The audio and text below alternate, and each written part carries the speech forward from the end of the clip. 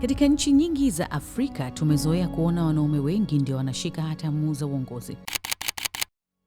Lakini hii leo, siku ya Jumatano, WCW nataka kukusimulia stori ya mwanamke mmoja shujaa ambaye aliamua kuvunja mwiko huo kwenye nchi yake. Najua kuna wengi, lakini huyu anaitwa Ellen Johnson Sirleaf.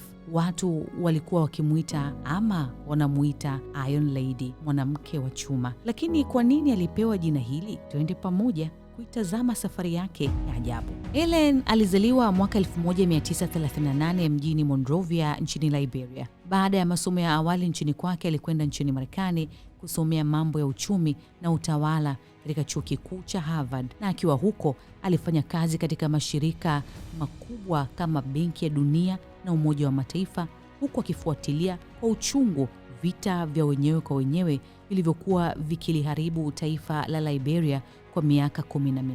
Elimu hii ndiyo ilikuwa silaha yake kuu ambayo baadaye ingekuja kuikomboa nchi yake kutoka kwenye madeni.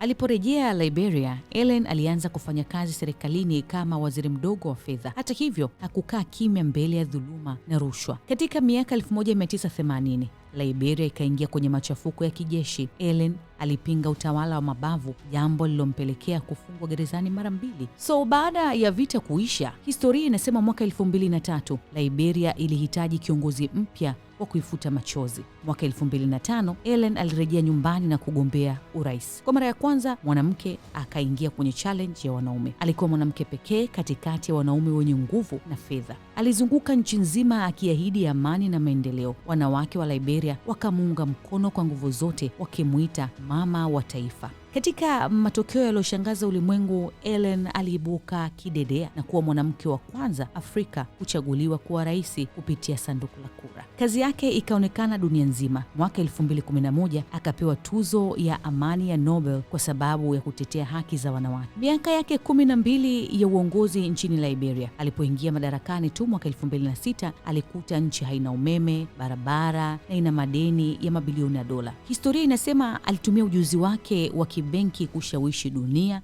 kufuta madeni yote ya Liberia, akihakikisha bunduki zinakaa kimya, watoto waanze kwenda shule badala ya kwenda vitani. Lakini katikati ya uongozi wake lilitokea janga la ugonjwa wa Ebola. Huu ndio ulikuwa mtihani mkubwa sana kwa Ellen. Watu walikuwa wanakufa na uchumi ulianza kuyumba tena, lakini kama mwanamke wa chuma ama Iron Lady alisimama kidete, akatafuta msaada mpaka pale ambapo Liberia ikawa salama tena.